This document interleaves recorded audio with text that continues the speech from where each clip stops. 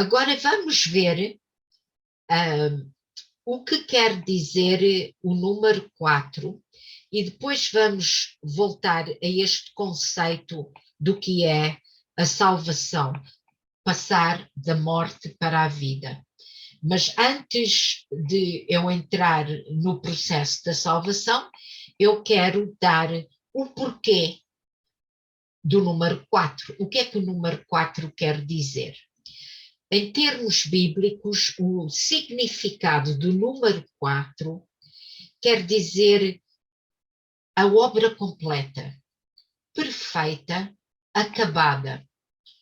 Por exemplo, no quarto dia, Deus criou o tempo, dias e horas, e pôs luminares, as estações, e nesse dia ele faz também a divisão entre a luz e as trevas.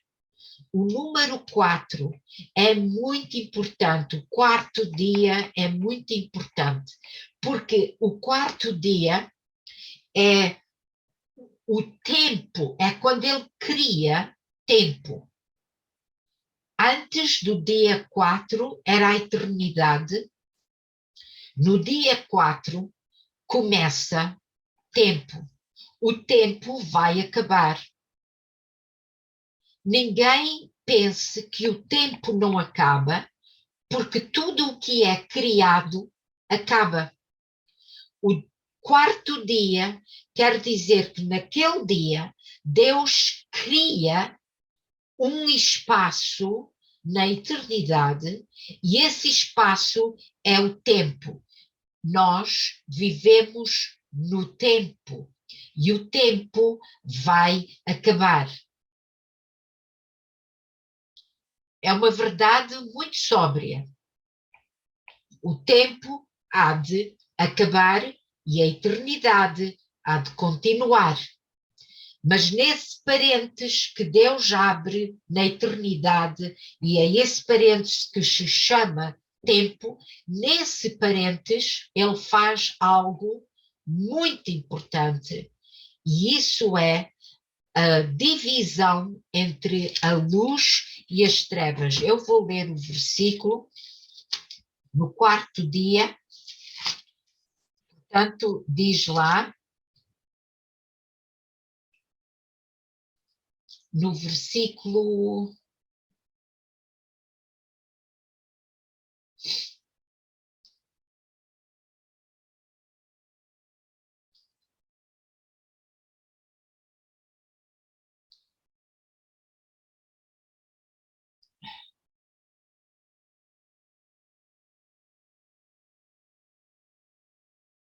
versículo 14, e disse Deus, haja luminares no firmamento do céu para fazerem separação entre o dia e a noite, e assim sejam eles para sinais e para estações e para dias e anos, e sirvam de luminares no firmamento do céu para iluminar a terra, e assim foi. Fez Deus os dois grandes luminares, um luminar maior para governar o dia, um luminar menor para governar a noite. Fez também as estrelas, Deus os pôs no firmamento do céu para iluminar a terra, para governar o dia e a noite e para fazer separação entre a luz e as trevas. E viu Deus que isso era bom, e houve tarde e manhã o quarto dia. Portanto, há uma divisão entre o que é dia e o que é trevas, o que é noite. E lembre-se que antes do quarto dia, no princípio, havia apenas trevas sobre a face do abismo. E depois Deus disse, haja luz, antes de ele ter criado os luminares.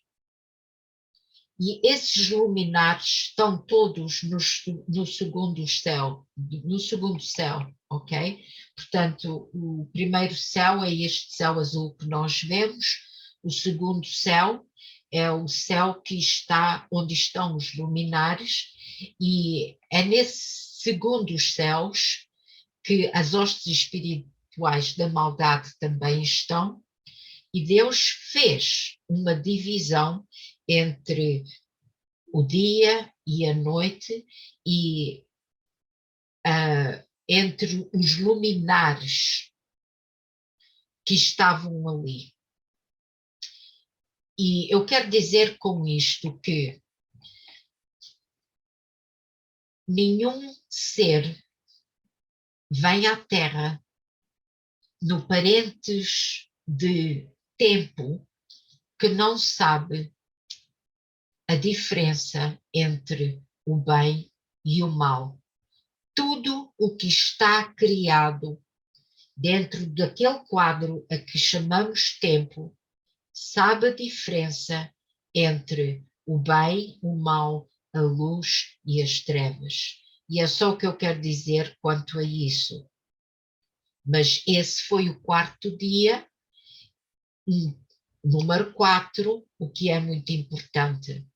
Vemos também os 4 cantos da Terra, vemos as 4 estações do ano, vemos que o Éden tinha 4 rios e muitas outras coisas interessantes que se referem ao número 4. E depois temos uma nova criação que começa com os 4 evangelhos, a cruz de Cristo, que tem 4 cantos, e é na cruz que ele completa a obra da salvação do homem. Então vamos voltar lá agora ao processo da salvação.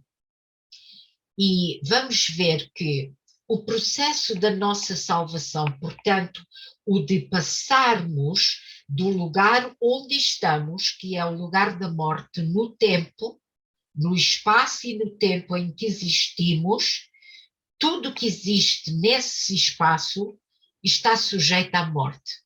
E o processo de salvação é de passarmos deste espaço para o espaço de vida e vida eterna. Foi isso que Jesus disse: eu vim para vos dar vida e vida com abundância, não é?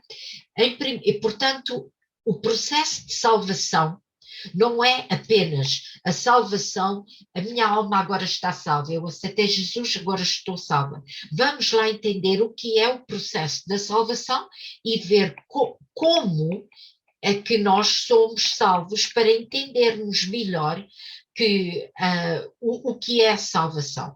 Portanto, primeiramente, existem 4 dimensões aonde a salvação vai operar em nós. Primeira, é no nosso espírito.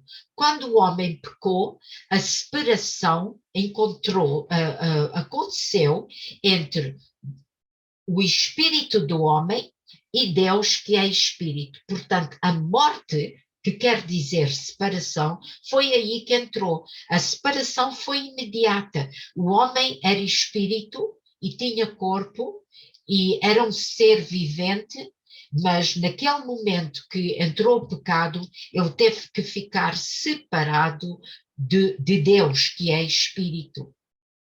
E como é que nós podemos voltar a ter este contacto e a estar ligados com Deus? É o que Jesus disse: necessário vos é nascer de novo. E nós podemos ver isso na conversa que Jesus tem com Nicodemos. E em 1 de João 5 e no versículo 1 e versículo 4, nós vemos que João diz que aqueles que são nascidos de Deus amam. Portanto, o conceito de ser nascido de novo é em espírito, e isso é ser nascido de Deus, não é apenas ser apenas nascido da nossa mãe, mas ser nascido de Deus. João 3,3 diz: em verdade vos digo que quem não nascer de novo não pode ver o reino de Deus. em verdade te digo que aquele que não nascer da água e do Espírito não pode entrar no reino de Deus. Foi isto que Jesus disse a Nicodemos, ok? Portanto, a primeira parte da nossa salvação acontece no nosso espírito. O nosso espírito nasce de novo porque Jesus já foi aos infernos e de lá ele tirou a chave do inferno e da morte e ele ressuscitou dos mortos e nós ressuscitamos da morte para a vida quando estamos nele, quando o aceitamos. Portanto, nascer de novo é nascer do Espírito, é nascer de Deus. A nossa alma não é o nosso espírito. A nossa alma, vamos lá ver o que é a nossa alma. A nossa alma é a nossa mente, que faz parte do nosso intelecto, o nosso pensamento, o nosso conhecimento. Isto tudo está registado na nossa alma. A nossa alma é também as nossas emoções, os nossos sentimentos, a nossa vontade, o que é o nosso querer e o nosso desejo. Tudo isto faz parte da nossa alma. Vamos ver em 1 de Pedro, no capítulo 1 e versículo 9, diz assim: recebendo o fim objetivo da vossa fé, a salvação das vossas almas. Aqui Pedro está a falar das provações que nós passamos, e então ele diz que o fim objetivo da nossa fé é pela fé que nós somos salvos, é pela fé que nós recebemos a Jesus e o nosso espírito nasce de novo, e é também pela fé que Deus vai efetuar um trabalho na nossa alma. Em Filipenses, no capítulo 2 e no versículo 12, nós vemos o que Paulo diz, Filipenses capítulo 2, de sorte que, meus amados, assim como sempre obedecestes, não só na minha presença, mas muito mais agora na minha ausência, assim também efetuai a vossa salvação com temor e tremor. O que quer dizer que a alma está sendo salva e é preciso efetuar. O espírito está salvo, mas é preciso trabalhar, efetuar na nossa alma essa salvação. É preciso trabalhar. O que não quer dizer que temos que trabalhar para sermos salvos. Porque somos salvos, é necessário efetuar, manifestar essa salvação em todo o nosso estado de vida, seja nos nossos pensamentos, tudo o que faz parte da alma, na nossa mente, no nosso intelecto, pensamento, conhecimento, as nossas emoções, a nossa vontade, tudo isso tem que ficar subjugado ao senhorio de Cristo. Pois diz aqui no versículo 13, Filipenses 2:13, pois Deus é o que opera em vós, tanto o querer como o efetuar, segundo a sua boa vontade. Isto quer dizer o quê? Que Deus quer trabalhar em nós através da sua palavra, do seu espírito. Não podemos pensar, se Deus não trabalhar em mim, é porque, pronto, eu não preciso de fazer, eu não tenho vontade de obedecer. Não, Deus quer trabalhar em mim para que eu tenha a vontade de obedecer, de andar naquele estilo de vida que já passou da morte para a vida e em tudo exemplifica o que é um entendimento que está livre de um pensar que tem como fruto a morte. Portanto, a palavra em nós é vida. Sem a palavra em nós não vamos ter a vida, e como diz lá em Romanos 8, que se estamos debaixo de condenação, isso resulta em morte. Morte física, por último. Não, mas morte no nosso pensar. Cada vez que a gente anda em condenação de espírito. Vamos lá ler. Portanto, no capítulo 8, versículo 1. Portanto, agora nenhuma condenação há para os que estão em Cristo Jesus, que não andam segundo a carne, mas segundo o Espírito. Portanto, porque a lei do Espírito de vida em Cristo Jesus livrou-me da lei do pecado e da morte. Pois o que era impossível à lei, visto que estava enferma pela carne, Deus, enviando o seu Filho em semelhança da carne do pecado, pelo pecado condenou o pecado na carne, para que a justiça da lei se cumprisse em nós, que não andamos segundo a carne, mas segundo o Espírito. Portanto, o pensamento, o entendimento carnal é um entendimento que resulta em morte, é em condenação, morte, negativismo. E salvação é não andar dessa forma, e é aqui que Paulo diz aos Filipenses, no capítulo 2 e versículo 12, efetuai a vossa salvação com temor e tremor.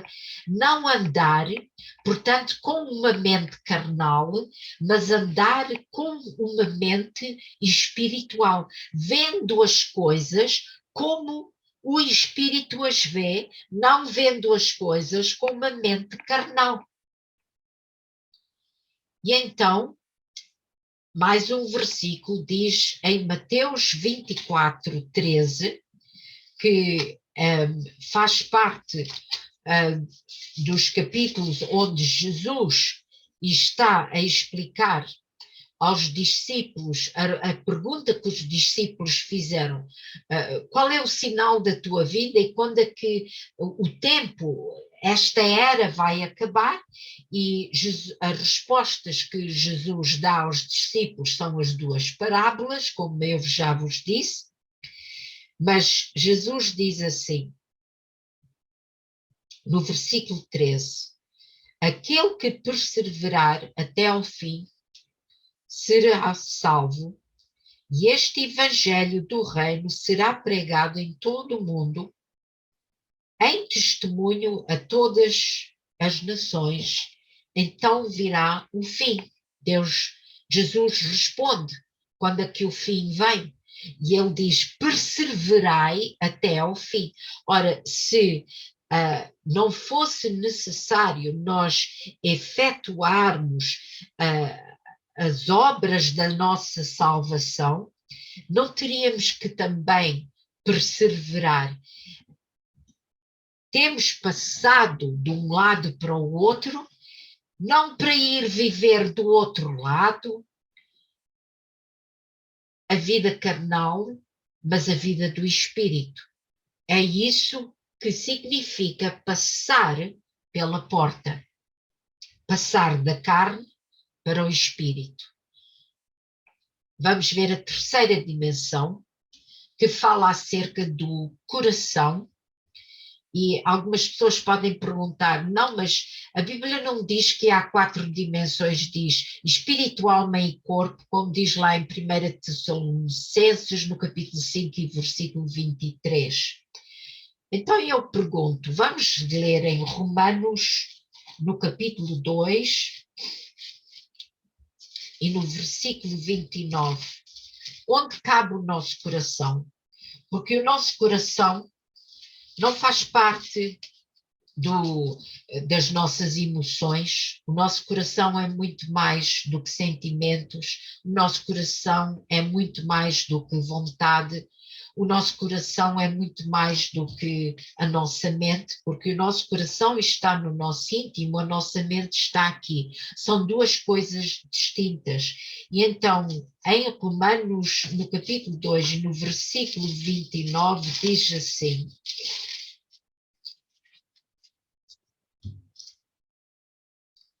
mas é judeu o que o é no interior, e circuncisão a que é do coração, no espírito, não na letra, e cujo louvor não provém dos homens, mas de Deus. E é importante nós entendermos que o coração tem dimensões maiores do que a nossa mente, a nossa emoção, o nosso sentimento. Nós temos instinto dentro do nosso coração. Esse instinto é composto de intenção e motivação. Por exemplo, num tribunal, antes que alguém possa ser condenado por um crime, é preciso averiguar se a pessoa teve a intenção de matar. E se não teve a intenção de matar, não pode, a pena pode ser outra, mas não pode ser portanto, não pode ser dado como criminoso por ter morto alguém, porque a intenção não foi de matar. Isto, na lei, é assim. Portanto, o nosso coração é um lugar onde o instinto, o nosso raciocínio, porque o nosso coração tem capacidade de raciocínio, e a palavra fala no entendimento do coração. O nosso coração entende além do nosso intelecto.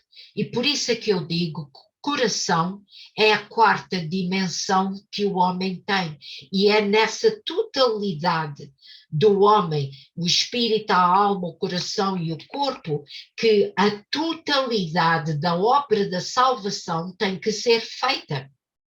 Há pessoas que já nasceram, são nascidos de Deus, não é? Ou nasceram de novo porque fizeram a oração e pela fé aceitaram a Jesus. No entanto, na sua alma, o seu estado faz-nos lembrar a letra anterior que já estudamos, que é o rimel, não é? Mais propriamente dito, o camelo que nós já estudamos, aquela natureza. Tanto pode ser o camelo como aqui é, mal-humorado, teimoso, obstinado, um animal que, enfim, formado para o deserto e independente, não quer ser dominado, não tem senhor, ele que é e pode, ou esse mesmo camelo pode-se moldar, deixar moldar para ser uma conduta de vida, um jardim bem regado. Nós já vimos isso. Portanto, o estado da alma tem muito a ver com essas atitudes da natureza humana. O coração tem a ver com o instinto que está lá dentro, que tem que ser moldado. E por isso é que Paulo aqui diz que não é hebreu ou judeu, os filhos de Judá, que os hebreus depois vieram a ser israelitas, judeus, não é? por serem filhos de Israel, filhos de Judá. A circuncisão é aquela que é feita no espírito. E por fim, nós vemos a dimensão do corpo, e vamos lá ver em 2 de Coríntios, no capítulo 5 e versículo 1 a 7. Sabemos que se a nossa casa terrestre deste tabernáculo se desfizer, temos da parte de Deus um edifício, uma casa não feita por mãos, eterna nos céus. Vou abrir aqui um pequeno parênteses. Lembram-se quando nós estudámos a letra B, Beth, não é? O sentido do espaço interior, a casa que nós somos. Paulo aqui está a dar exatamente este sentido. Ele entende dessa forma hebraica e ele diz, porque a nossa casa terrestre, deste tabernáculo, e esta palavra tabernáculo, no grego, quer dizer skenos, o sentido é tenda. E em Atos 18:3, diz lá que Paulo era fabricante de tendas, skenos, ok? Ele fabricava skenos. Portanto, tanto tabernáculo como tenda é a mesma palavra no grego, e o que Paulo está aqui a dizer é que a nossa casa, e esta palavra oikia, não quer dizer apenas a casa que é feita de uma tenda que é feita de pano ou uma casa feita de tijolos. Não é a estrutura. O IKEA é a casa onde há isto que é familiar. Não é o lar. É onde se vive, a vivência. O IKEA fala a vida que se vive dentro dessa casa, desse estado. Portanto, voltando ao sentido original da letra D, onde vocês podem ver aí nos vossos apontamentos, essa tenda, essa porta de tenda, onde Paulo está a dizer a nossa tenda terrestre, a casa terrestre desta tenda, quando se acabar, referindo ao corpo, temos da parte de Deus um edifício, quer dizer, Deus vai nos dar uma outra casa, um outro lugar, uma outra habitação, que não é este corpo, mas sim um corpo glorificado. E nós entendemos isto. E por isso também gememos desejando ser revestidos da nossa habitação que é do céu, porque estando vestidos, não seremos achados nus, pois também nós, os que estamos neste tabernáculo, nesta tenda, gememos angustiados, não porque queremos ser despidos, não é porque queremos morrer, mas sim queremos ser revestidos, queremos que o mortal seja absorvido pela vida. Portanto, o que nós estamos a ver aqui é que nestas 4 dimensões da salvação existem portas que nós temos que prestar atenção. Como é que nós entramos para o novo nascimento? Foi pela porta da fé, nascemos de novo. Agora, as portas que temos na nossa alma estão abertas e fechadas para quem em que portas a que nós já vivemos e em que tendas a que nós já vivemos e o que é que ficou lá dentro da nossa alma que faz parte a tendas que não são a tenda onde o entendimento de passar para o outro lado não está dentro daquele entendimento. Estão a entender?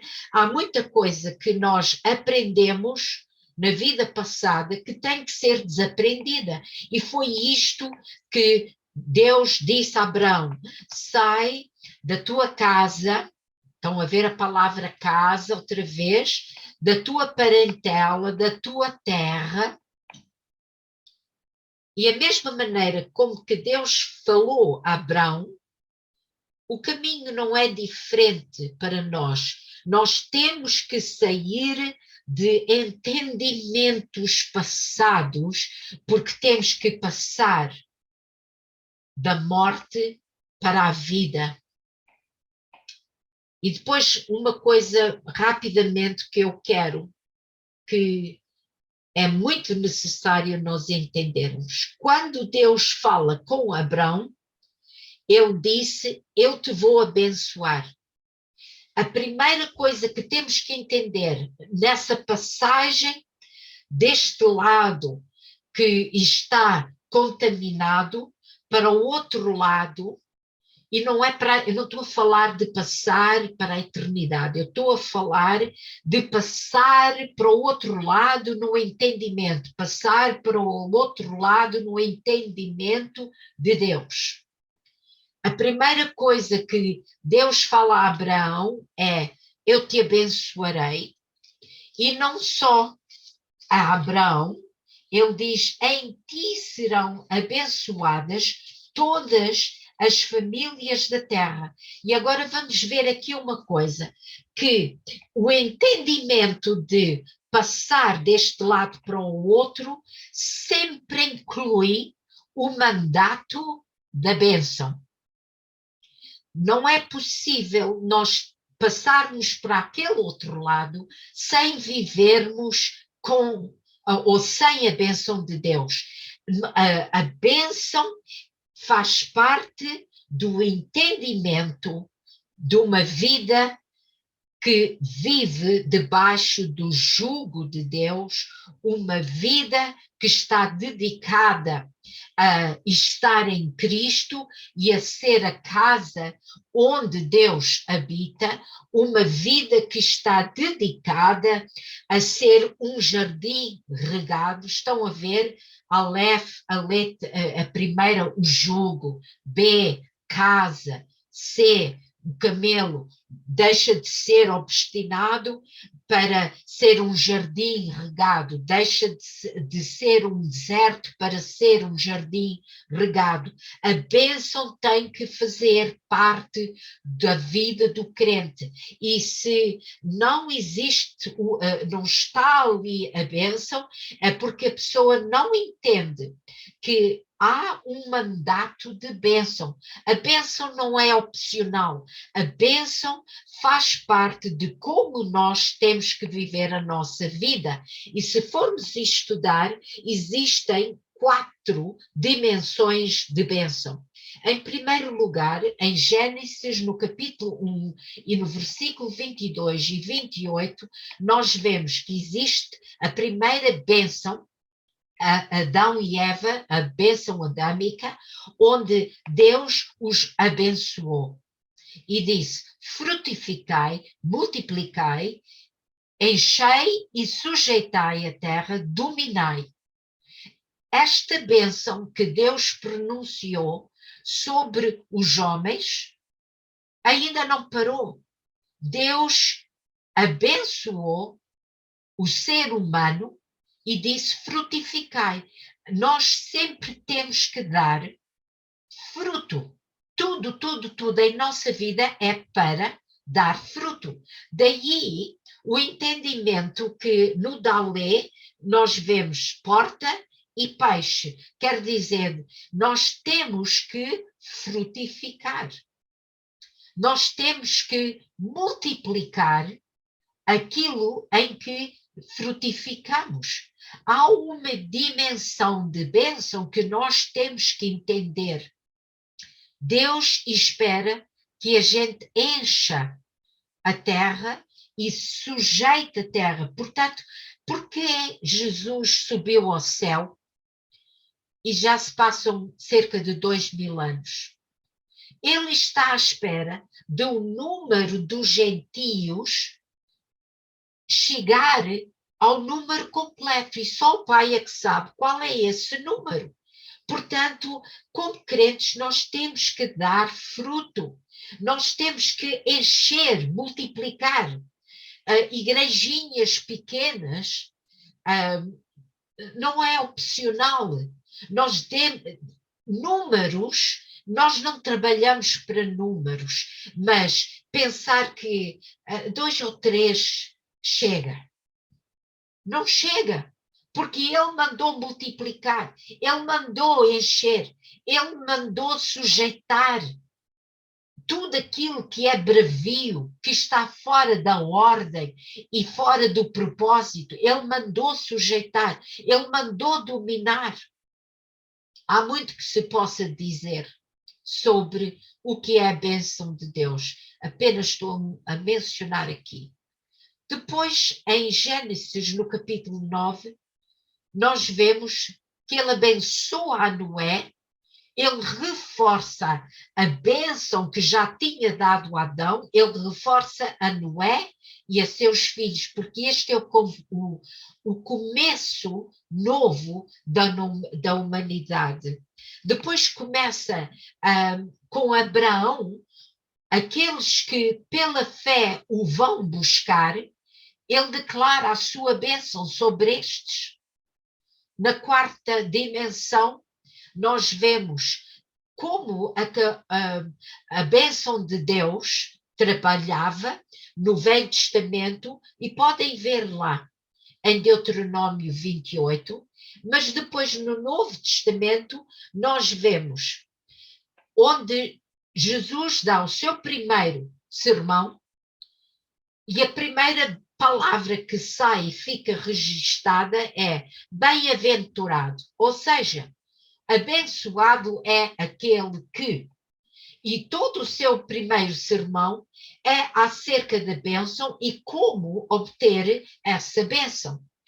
Vão lá estudar a bênção de Deus nas suas 4 dimensões, porque é muito importante entendermos isso antes de entrarmos no estudo do Salmo 119, no versículo 25 a 32, porque a primeira coisa que o salmista vai lá dizer é: a minha alma está partida. O que quer dizer que a alma dele está desprovida da bênção. Então vamos entender o que é a bênção. E esse vai ser o vosso trabalho para casa.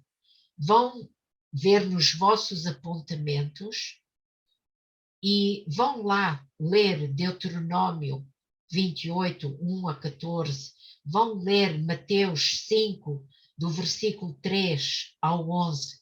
Vamos ver e meditar sobre a palavra de Deus para pedir a Deus uma revelação do que é a sua bênção sobre a nossa vida, para que quando vamos estudar o que o salmista registra aqui nestes versículos, nós vamos entender o que é que ele está a dizer, qual é o papel, qual é o propósito da porta, da letra D. Qual é o propósito da porta na nossa vida? Ficamos por aqui hoje. Orem, peçam a Deus revelação da bênção.